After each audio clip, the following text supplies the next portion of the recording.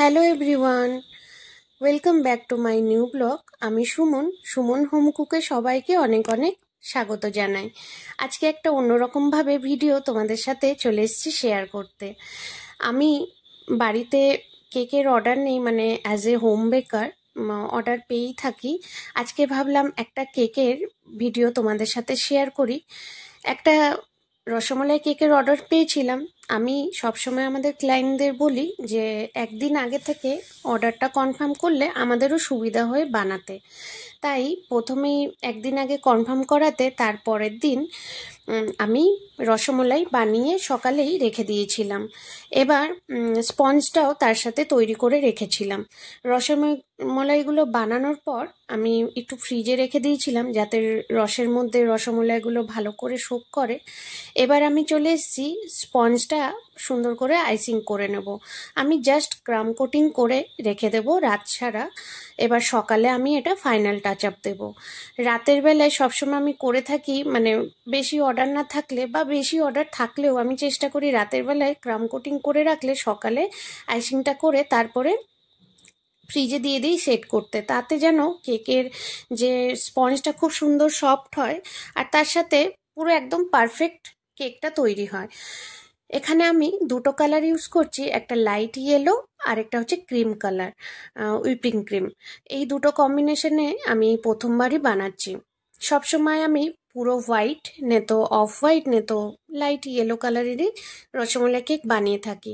তবে এবার যে আমার ক্লায়েন্ট সেও অনেক ফটো পাঠিয়েছিল আর আমিও কিছু আমার বানানো ফটো, তবে লাস্টে ডিসিশন নিলাম যে না, আমি ওনাকে বললাম যে আমি একটা নতুন ডিজাইন ট্রাই করতে চাই আর আশা করি তোমার ভালো লাগবে। আর উনিও বলল ঠিক আছে, তুমি একটা সুন্দর ডিজাইন বানিয়ে দিও। ওনার হাজব্যান্ডের বার্থডে ছিল, সেই উপলক্ষে এই কেকটা নেওয়া। তা আমি ভাবলাম ঠিক আছে, একটা সিম্পলভাবেই রসমালাই কেকটা বানাই।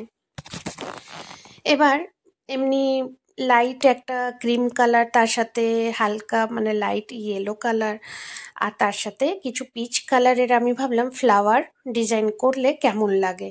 তো ভাবতে ভাবতে ডিজাইনটা ভাবতে ভাবতে করেও ফেললাম। তারপরে লাস্টে দেখলাম না সুন্দর লাগছে, আমার কাছে যেন খুব সুন্দর লাগছে।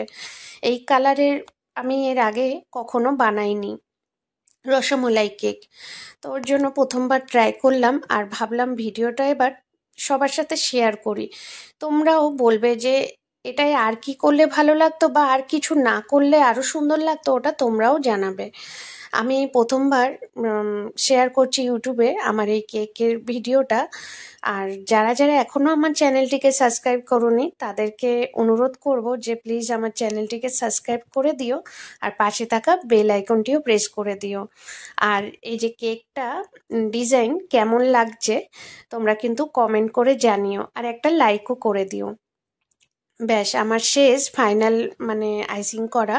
এবার ওপর দিয়ে কিছু রসমালাই ফ্লেভারের চকলেটস যেগুলো আমি আগের থেকে বানিয়ে রেখেছিলাম ওগুলো দিয়ে দিলাম। আর পুরো ফাইনাল টাচ আপ কিছু ড্রাই ফ্রুটস যেমন পিস্তা আর আলমন্ডস কিছু ছড়িয়ে দিয়েছি। আর এটা হচ্ছে আমার কেকের ফাইনাল লুক। আর যার জন্য দিয়েছিলাম, যে ক্লায়েন্ট তার হাজব্যান্ডের জন্য নিয়েছিল, সে পরে রিভিউ খুব ভালো দেয়। আর তার সাথে কিছু কাস্টমাইজ চকলেটও বানিয়েছিলাম, ওনারই ছিল এই অর্ডারটা। এই চকলেটের ভিডিও ভাবলাম তোমাদের সাথে শেয়ার করি। কেমন লাগলো ভিডিওটা অবশ্যই জানিও আর একটা লাইক করে দিও।